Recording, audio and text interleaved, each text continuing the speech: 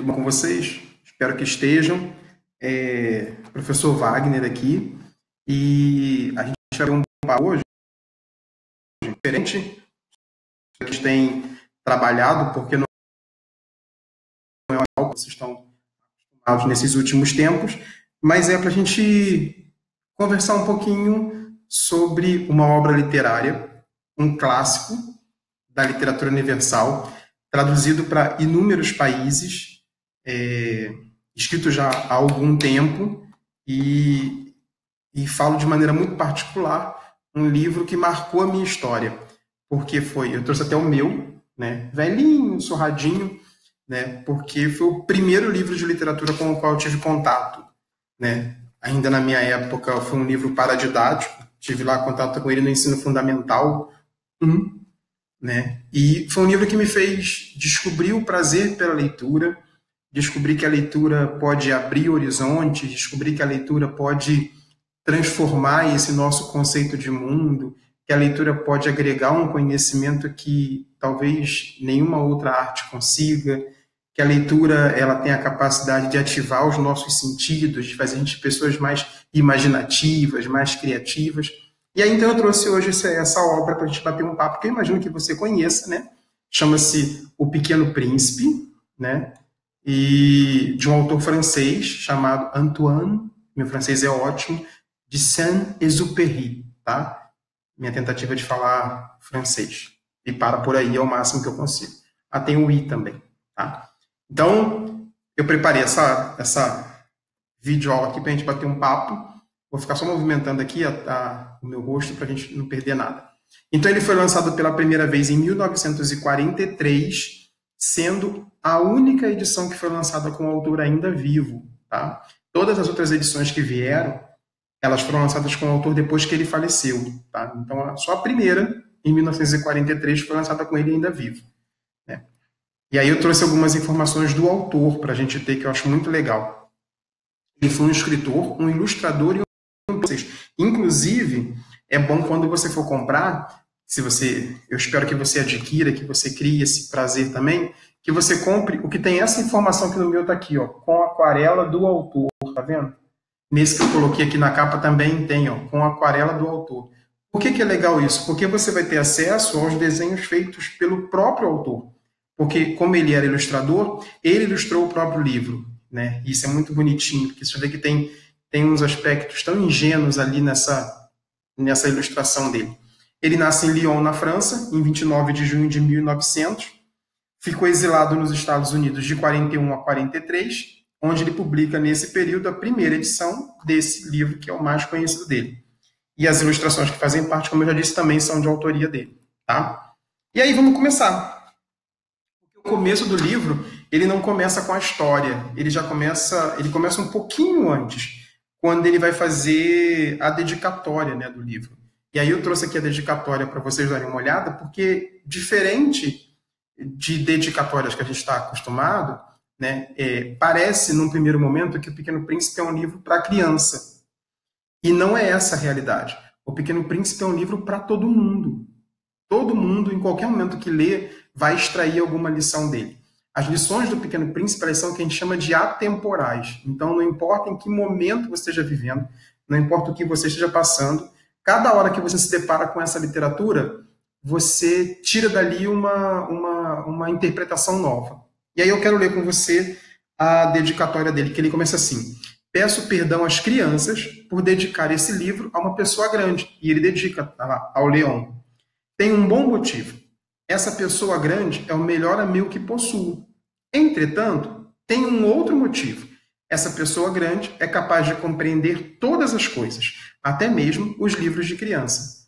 Tenho ainda um terceiro. Essa pessoa grande mora na França e ela tem fome e frio. Ela precisa de consolo. Se todos esses motivos não bastam, eu dedico então esse livro à criança que essa pessoa grande já foi.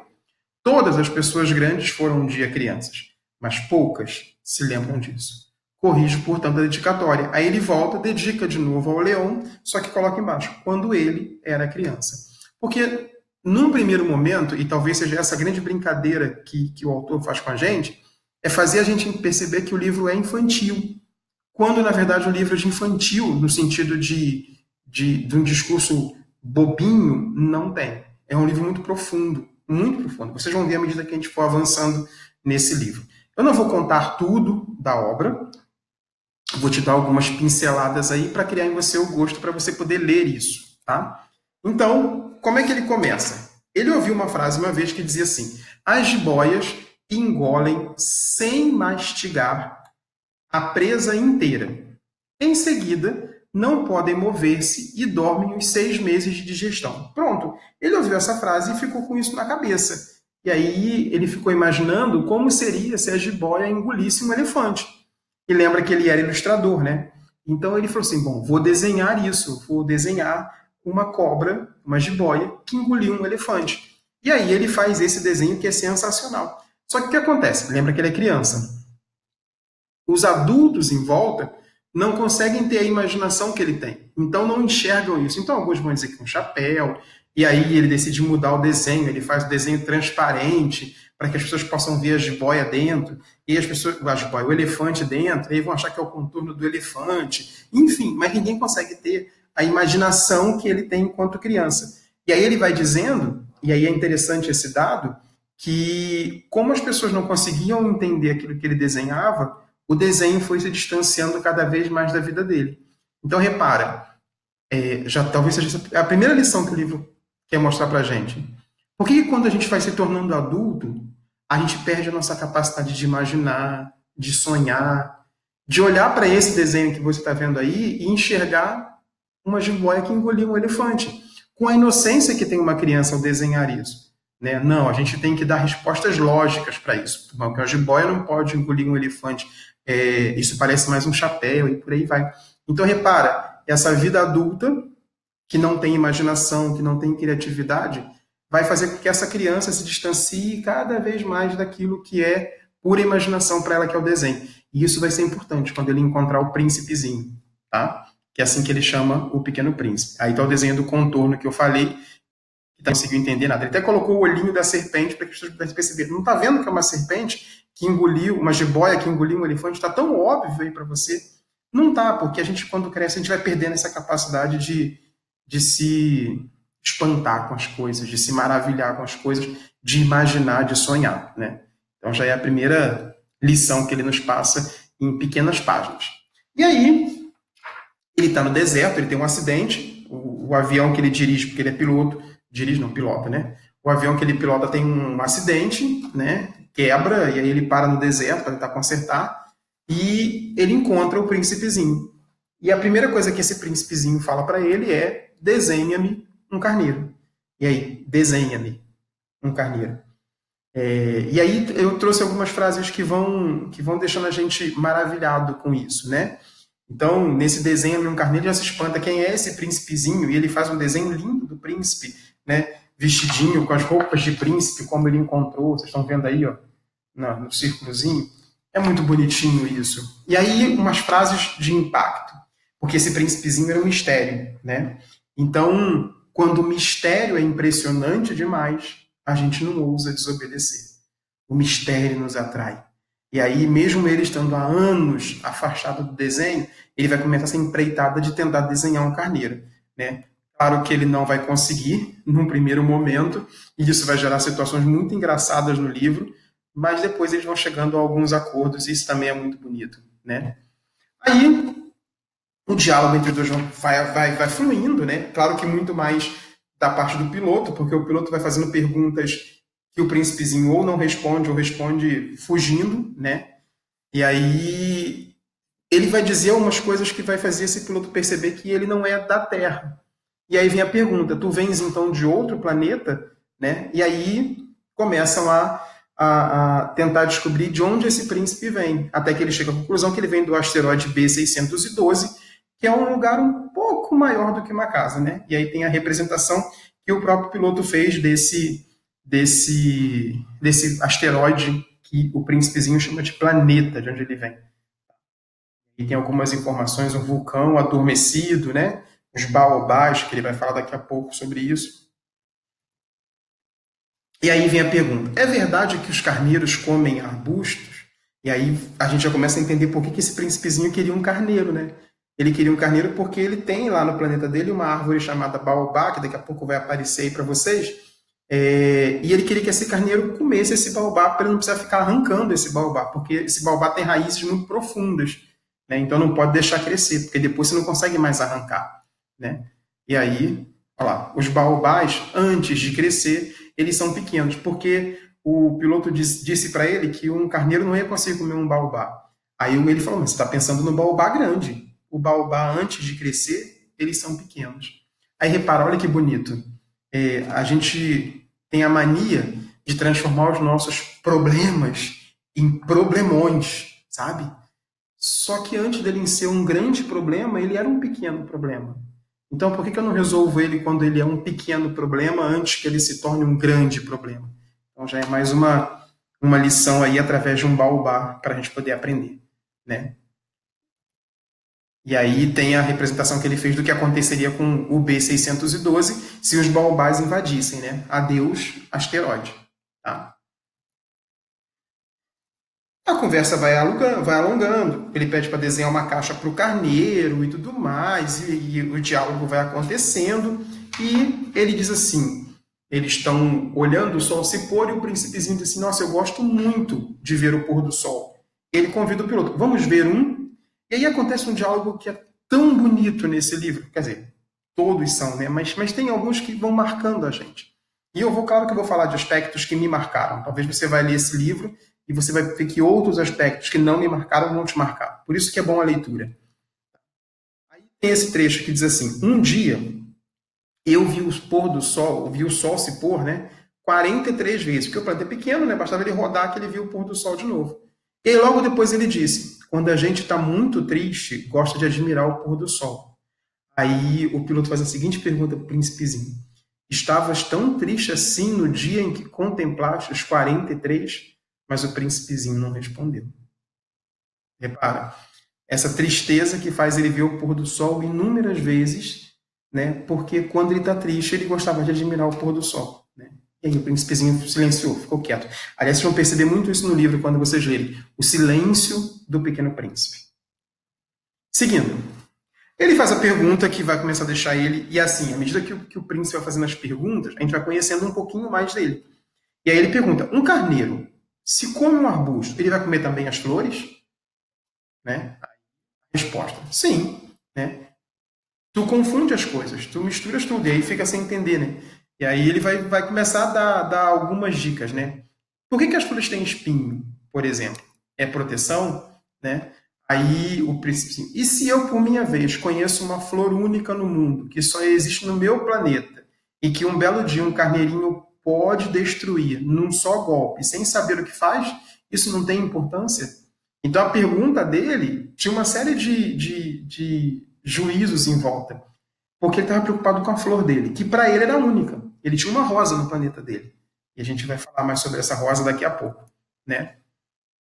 Se alguém ama uma flor, da qual só existe um exemplar em milhões e milhões de estrelas, isso basta para fazê-lo feliz quando as contempla. Ele pensa: minha flor está lá, em algum lugar. Mas se o carneiro come a flor, para ele, como se todas as estrelas repentinamente se apagassem. E isso não tem importância. Repara, é o valor que a gente dá. Existem coisas que só vão ser valiosas para nós, que só vão ter valor para nós, podem não ter valor para os outros.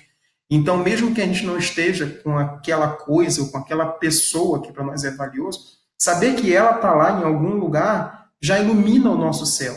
Mas se um dia isso nos é tirado, poxa vida, de repente é como se as estrelas todas se apagassem, né?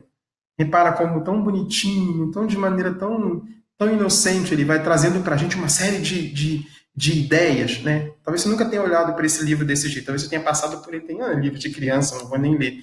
Cara, ele não é livro de criança, mas não é mesmo. Ou melhor, não é livro só para criança. É para criança que mora em nós, né? E aí ele vai começar a falar da rosa dele, né? E aí ele admira a rosa, como é bonita, né? Isso tem uma coisa que a rosa não era, que essa flor não era modesta. Ela falava dela sempre com muita vaidade, com muito orgulho, né? As flores são tão contraditórias, mas eu era jovem demais para saber amá-la. E depois a gente vai descobrir que foi por isso que ele sai do planeta, né? Ele prepara a saída dele depois, mais para frente, vocês vão ver isso, né? Só que ele precisou passar por uma série de coisas para... Sabe aquela máxima do eu preciso sair de onde eu estou para conhecer o valor de onde eu estava? Então, é mais ou menos isso que vai acontecer com ele, né? Esse processo pelo qual todos nós passamos, né? É claro que eu te amo, disse-lhe a flor. Foi minha culpa não perceberes isto. Ou seja, foi culpa da flor não fazer com que ele percebesse que ela o amava. Mas isso não tem importância. Foste tão tolo quanto eu. Tenta ser feliz. Larga essa redoma, não preciso mais dela. Porque ele fez uma redoma de vidro para colocar nela para protegê-la enquanto ele estivesse fora. Porque ele ia passar um tempo fora do asteroide dele. E assim ele foi parar na Terra. Então ele quis proteger a flor dele, né? Que era única para ele, que era especial para ele, que disse para ele que ela era única, tá? No universo inteiro. E aí, no final, já meio triste, sabendo que ele vai embora, ela reconhece a culpa dela, mas diz, não, pode seguir adiante, segue a tua vida aí e vai lá viver. Tá? E aí, quando esse príncipezinho sai do asteroide dele, ele agarra um cometa e vai voando, né? Ele vai passando por outros pequenos lugares, outros pequenos asteroides. E aí ele vai encontrando umas figuras que nos ensinam coisas pra caramba. A primeira figura que ele encontra é um rei. E aí, para um rei, todos os homens são súditos. Não importa quem seja esse homem. Então esse rei morava sozinho num planeta e de repente ele tem um súdito, né? E aí, para um rei, todos os homens são súditos, porque se ele é rei, tudo que sobra é um não-rei. E quem não é não-rei é um súdito, né? É preciso exigir de cada um o que cada um pode dar. E aí, essa é a lição que o rei ensinou a ele. A outra foi, o rei disse isso para o menino, né, para o pequeno príncipe, tu julgarás a ti mesmo. É o mais difícil. É bem mais difícil julgar a si mesmo que julgar os outros. E a gente é muito bom em julgar os outros. Se consegues fazer um julgamento de ti, és um verdadeiro sábio. E aí ele volta para o cometa dele e vai visitar outro planeta. Num outro, ele encontra um homem extremamente vaidoso, né? E aí, para os vaidosos, os outros homens são seus admiradores, né? Seguindo. Os vaidosos só são capazes de ouvir o que é elogio, né? Se não é elogio, não tem por que ele ouvir, né? No outro planeta, ele encontra um bêbado, tá? Diálogos acontecem mais demorados no livro. Mas eu não vou tirar o seu prazer da leitura desse livro para você saber como é que ele acontece. Um planeta habitado por um bêbado que bebia para esquecer. Esquecer que tinha vergonha de beber. Também bem profundo isso. A gente parar para analisar hoje muita coisa, a gente consegue enquadrar esse pensamento aí. Num outro, ele encontrou um empresário, né? E o empresário estava tão ocupado, como vocês veem na imagem, que não levantou sequer a cabeça quando o pequeno príncipe chegou para vê-lo. Tá? Sou um sujeito sério, não me preocupo com futilidades. Né? Para que ter as estrelas se você não é útil a elas? Porque ele tinha todas as estrelas, e o trabalho dele era contar as estrelas que ele tinha, porque ele estava dono de todas elas. Aí ele pergunta, por que ter alguma coisa se você não é útil a elas? Né? Por fim, nessas viagens dele, ele encontra um cara, a função do cara, ele acendia lampiões, só que repara, como o planeta era pequenininho, mal ele acendia, estava na hora de apagar de novo, né? Porque os dias passavam muito rápido lá. Então, olha, os dias neste planeta duravam 1 minuto apenas. Então, ele acendia, 1 minuto depois tinha que apagar. Aí, 1 minuto depois acendia de novo. Tá? A cada 1 minuto, ele acendia e apagava o lampião. Né? E aí, o príncipe chegou à seguinte conclusão. Ele é o único, embora essa função seja engraçada, né, num primeiro momento, mas ele é o único que não me parecia ridículo. Porque era o único que estava ocupado com uma outra coisa que não era ele mesmo, tá? Que não seja ele próprio. E aí isso marcou o príncipezinho. Né? Ainda que seja ridículo, né? E aí pensa, talvez não se preocupar só com a gente pode parecer ridículo para os outros, mas talvez seja a coisa certa a fazer. Mais lições para você tirar desse livro. Depois, ele encontra um geógrafo, né? E aí ele vai lá. Faltam-me exploradores, porque ele só ficava colhendo as informações, mas faltava alguém que explorasse para ele. Ele faz um convite para o príncipe ser um explorador e por aí vai. Né? Aí ele diz, minha flor é efêmera, né? É passageira, vai morrer. Quando ele chega na Terra, ele encontra a serpente. A Terra é o último planeta que ele visita, né? E ele encontra a serpente. A serpente, quando ele está conversando isso com o piloto, ele já encontrou a serpente antes, né? E aí acontece o seguinte diálogo. As estrelas são todas iluminadas. Será que elas brilham para que cada um possa um dia encontrar a sua? É bonitinho, né? É poético isso, né? E aí a serpente diz para ele assim: aquele que eu toco, eu devolvo à terra de onde veio. Mas tu és puro e vem de uma estrela. A serpente falando do veneno dela, né?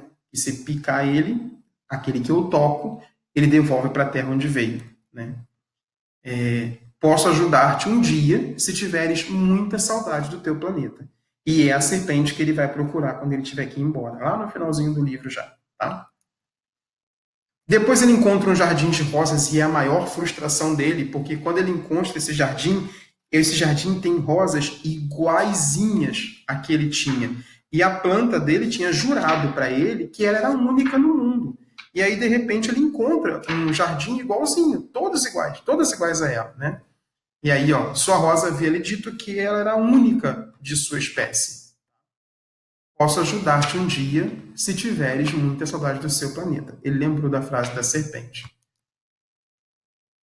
Eu me julgava rico por ter uma flor única e possuo apenas uma rosa comum, a conclusão que ele chega, né? Uma rosa e 3 vulcões que não passam do meu joelho, estando um talvez extinto para sempre.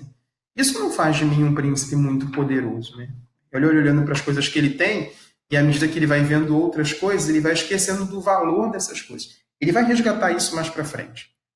Ele vai encontrar alguém, e é bonito de ver nisso, é que assim, os encontros que esse pequeno príncipe tem servem antes de tudo para mudar ele, né? Para mudar o pequeno príncipe. E aí ele encontra a raposa, que é um personagem que é a personagem mais genial desse livro, na minha opinião, sabe? Ela vai ensinar para ele as coisas mais importantes que ele vai aprender. E aí ele quer brincar com a raposa, e a raposa diz assim, olha, eu não posso brincar contigo, não me cativaram ainda. E aí começa a lição do cativar, que é...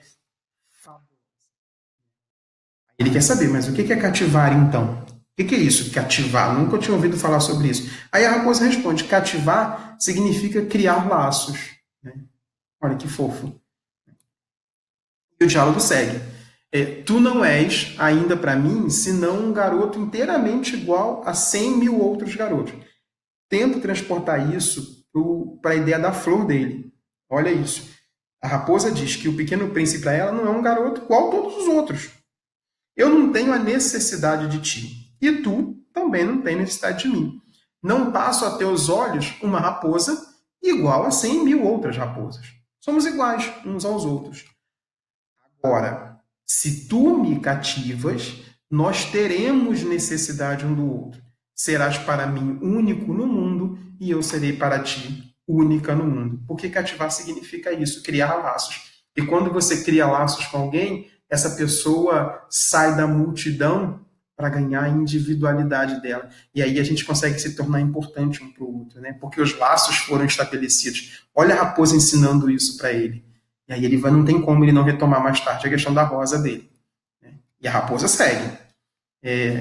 A página 68, eu quero ler para você, que é muito bonitinho esse parágrafo. Ele diz assim, ó, se tu me cativas, minha vida será como que cheia de sol. Conhecerei um barulho de passos que será diferente dos outros. Os outros passos me fazem entrar embaixo da terra, porque ela tem medo. Os teus me chamarão para fora da toca, como se fosse uma música. E depois, olha, vês lá longe os campos de trigo? Os campos de trigo não me lembram coisa alguma. E isso é triste. Mas tu tem cabelos dourados. Então será maravilhoso quando tiveres me cativado. O trigo que é dourado fará com que eu me lembre de ti. E eu amarei o barulho do vento no trigo. Então repara, quando a gente cativa, lembra do que eu disse que a gente deixa de ser multidão para virar um? Os passos, os barulhos dos passos fazem a raposa ter medo. Mas como ele se tornou um, até o barulho do passo dele ela vai conhecer. E esse barulho, quando ela ouvir, vai fazer ela sair da toca para encontrar ele. Hoje, para ela, uma plantação de trigo não lembra nada, não remete a nada a não ser trigo. Mas como os cabelinhos do Pequeno Príncipe são loiros e lembram a plantação de trigo, quando ela olhar para a plantação de trigo, ela agora vai lembrar do Pequeno Príncipe, porque eles se cativaram. Se você reparar bem na tua vida, querido, é assim que funciona. Talvez um cheiro te remeta a alguma coisa, um gosto te remeta a alguma comida familiar, o cheiro da casa da sua avó, talvez de pessoas que você não tem mais contigo. E isso é cativar. Cativar é fazer com que essas lembranças que a gente viveu e que antes a gente olhava para essas mesmas coisas e elas não tinham significado para nós, elas deixam de ser multidão para virar uma, né? Talvez o cheiro de um perfume vai te remeter a alguma coisa, um lugar que você foi e que marcou a sua vida, sabe? Isso é cativar. Talvez hoje o que mais falta para a gente nesse mundo seja deixar-se cativar. A gente anda tão apressado, tão fechado, tão embrutecido, que vai esquecendo de deixar-se cativar, né? E aí continua. A gente só conhece bem as coisas que cativam.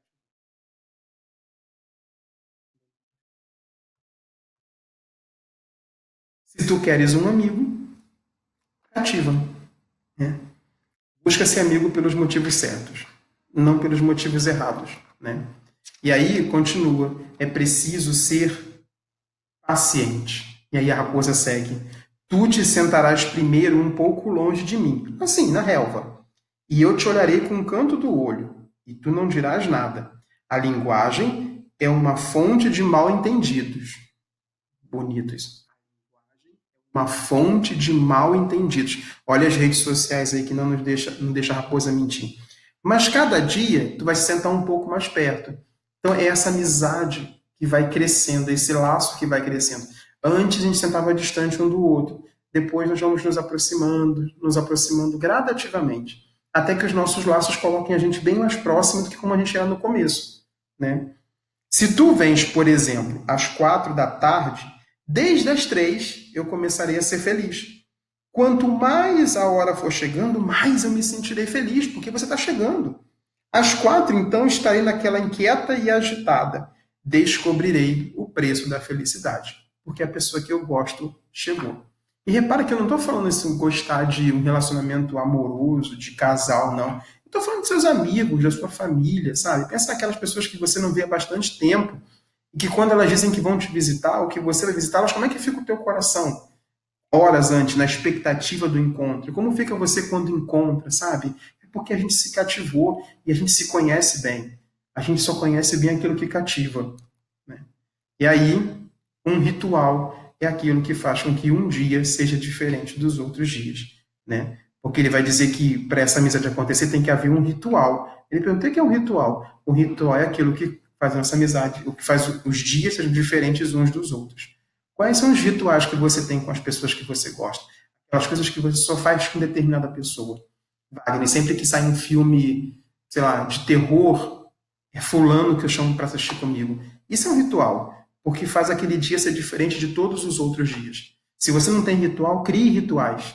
Crie rituais para fazer com seus amigos, com a sua família. Tá? E a raposa segue com aquela frase que a gente repete incessantemente. Só se vê bem com o coração. O essencial é invisível aos olhos. O que realmente importa para nós não tem preço, não é físico, está além disso. A gente só enxerga com o coração, né? E aí, ele vai falando da rosa e a raposa diz assim, olha, foi o tempo que você perdeu com a sua rosa que a fez importante. Então, não importa que existam outras 100.000 rosas, aquela é especial para você, porque foi esse tempo que você perdeu com ela que torna essa rosa tão importante, né? É tão bonitinho isso, é muito, muito, muito bonito. Você precisa ler esse livro. E aí termina com a máxima, muito repetida, mas tão descontextualizada, né? Porque, repara, tem um contexto para dizer essa frase. Você não pode essa frase solta. Tu te tornas eternamente responsável por tudo aquilo que você cativa. Porque aquilo que você cativa começa a fazer parte de você. Vocês estão enlaçados, né? Lembra do criar laços? Vocês estão enlaçados. Então é claro que você se torna responsável por aquela pessoa também. Responsável não no sentido de culpa, de peso, de fardo, mas responsável por fazer de tudo que você puder para deixá-la feliz, para deixá-la alegre, para tornar os dias dela melhor, Mesmo sabendo que você talvez não consiga isso sempre. Mas não é o fato de eu não conseguir que não significa que eu não vá tentar. Né? Então é essa responsabilidade que a gente tem quando cativa e quando se deixa cativar. Eu sou responsável pela minha rosa. E aí ele repetiu isso para ele jamais esquecer. A rosa tornou-se de novo única para ele. Então, mesmo que tivesse 100 mil rosas, aquela rosa sai da multidão para virar única para ele. Né? Depois ele vai seguindo a vida dele e ele encontra um manobreiro, né? Um cara que tem a função de abrir a água num poço. E aí esse cara diz para ele assim, a gente nunca está contente onde é que a gente está. E já reparou isso? A gente nunca está contente. Sempre existe uma insatisfação em nós. E ela é muito boa, porque ela é que faz a gente buscar coisas melhores. Mas às vezes ela pode ser muito ruim, porque ela não faz a gente fincar raízes. Né? A gente está sempre mudando de lugar o tempo todo. Né? E aí ele segue. Só as crianças sabem bem o que procuram. Né? Porque só elas sabem o que procuram. A gente não sabe o que procura. Uma busca por alguma coisa que a gente talvez nem saiba. Talvez coisas que a gente até já tenha. Né?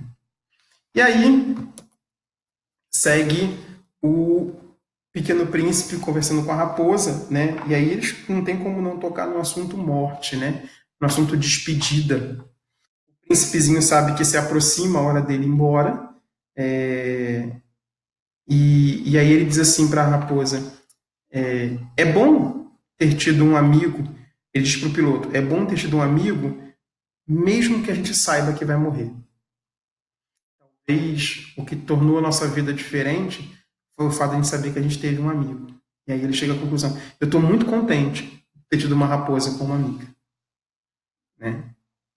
Pensa, é a parte que mais me emociona do livro, né? Pensa nas pessoas que já passaram pela sua vida e pensa na sua vida que vai passar também, pelas dos outros. E se a gente sabe que a morte é a certeza, né? O que de fato importa nessa vida? O que construir de fato importa nessa vida? É bom ter tido pelo menos um amigo, mesmo que a gente saiba que vai morrer, mesmo que a gente saiba que não é eterno, mas vale a pena. Uma vida sem amigos é uma vida triste, uma vida vazia, né?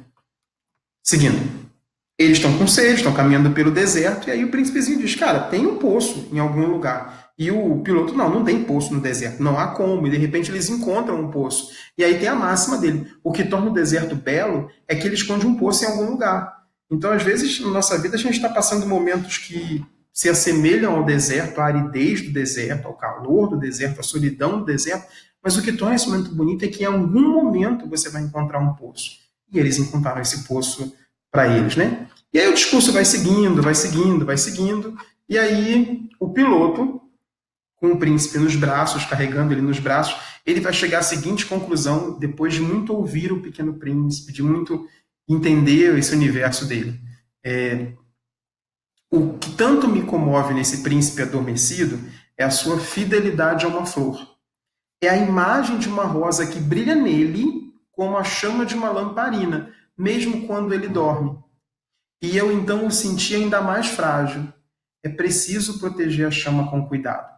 Um simples sopro pode apagá-la. Esse príncipezinho olhava para as estrelas e ele sabia que lá em cima, em algum lugar, tem alguém ou alguma coisa que é muito importante para ele. Né? E aí essa imagem dessa rosa brilha nele, faz ele brilhar, ainda quando ele está dormindo, por causa do sorriso que não sai no rosto dele. Só que ao mesmo tempo disso, essa chama, ela é muito frágil. E ela precisa ser protegida, porque ela pode apagar com um simples sopro. Né?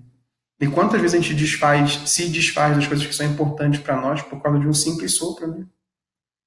E aí acontece um momento tão triste, que é o momento da despedida desse príncipezinho, né? E aí é um trecho um pouquinho maior, né? É na página 87, que está lá quando você adquiriu o seu livro. Você vai na página 87 que você vai ver esse discurso que é tão bonito que eu vou ler para você, tá? Diz assim, o príncipe está se despedindo do piloto, porque ele vai encontrar a serpente, para a serpente devolver ele para o planeta dele, e ele pede para ele não ir, porque não é uma cena bonita de ver, né? Ele não vai entender o que está acontecendo ali. Então eles fazem a despedida antes. E aí o príncipe diz assim, à noite, tu olharás as estrelas. Aquela onde moro é muito pequena para que eu possa te mostrar. É melhor assim. Minha estrela será para ti qualquer uma das estrelas. Assim, gostarás de olhar todas elas. Serão todas tuas amigas.